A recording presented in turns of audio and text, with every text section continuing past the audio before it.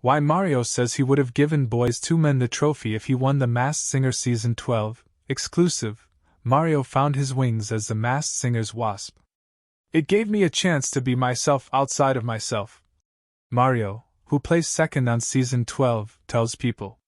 There are a lot of things in the Wasp's life, like him having to constantly be on the move and being one of the bigger species of his kind, yet at the same time being vulnerable to other things in the world. It's really overall about just having fun and challenging myself and bringing to life this imaginary character. The R&B star, 38, lost to Buffaloes, aka Boyz II Men, on the December 18th finale of The Masked Singer after singing When I Was Your Man by Bruno Mars and Whitney Houston's I'm Your Baby Tonight. Mario, who released his new album Glad You Came earlier this month, says he picked songs throughout the season hoping to throw people off from knowing it was me. I figured that maybe people would be like, wait, we thought that was Mario, but maybe that's whoever, he explains. So definitely wanted to mix it up and give them something different every performance. I think that it's always really important to continue to show people that there are no ceilings when it comes to your talent, and just reminding people that vocally, my gift moves far beyond singing R&B records or love songs. The Let Me Love You singer shares how The Masked Singer created a full circle moment for him, reveals how he prepped physically for the show and reflects on how he really feels about his breakout hit 20 years later. I think it's both. I feel like the Wasp energy is very confident, very vulnerable, confident and authentic. So, I think winning was definitely on our wings and we wanted to take it. And also have fun. The costume had a lot to do with it.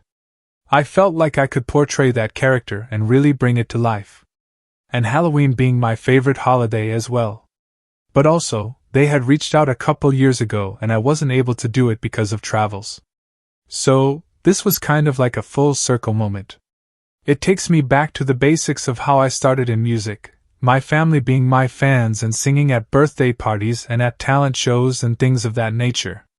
I love performing, always doing shows and stuff, so this was a way for me to challenge myself and have fun at the same time. It was harder for the dancing songs than it was for me just standing on stage and being emotional and trying to get the songs out the right way. But what I did was, every rehearsal, whether it was a slow song or a fast song, even though I could rehearse without my mask, I made sure I had it on. If we rehearse for an hour, it's under there for an hour because I wanted to get used to how it felt moving and my breathing. That took me a few days to get used to. But repetition is king. You keep repeating and repeating it, and you really relax your mind and become one with it. Once I realized what the things were that were going to be difficult, I adapted to it. Then it became easier. I psyched myself out, basically. Very true. Which is why I'm like, you know what? Give me the mask and the tail, because the tail moves a lot. It's a long tail. So I had to get used to dancing with that and not hitting people with my tail, stinging people with it. Yeah, we spoke a lot. Neo is a very straight-to-the-point person. He's just like, man, have fun out there. This is what you do. Just go out there and kill it. I asked him questions more so about the behind-the-scenes aspect of it, and it was exactly what he said. We literally had everything that we needed backstage, and they made it very comfortable for us before we go out there. It was very supportive, very fun, absolutely. Almost all of them. Lil Wayne did a post the other day about he knew who the Masked Singer was. He didn't say it was me. Tyga did one the other day. A lot of fans were DMing me and tagging me, especially over the past few weeks, like, yo, we know you're the Wasp and we know you're going to win this. That's been cool.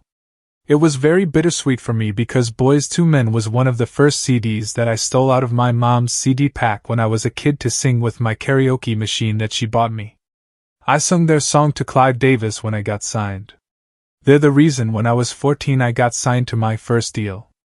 So, for me, I was blown away because it was maybe the second before last performance that I knew for 1000% it was them. And I was like, I can't even believe this is happening. It's such a full circle moment.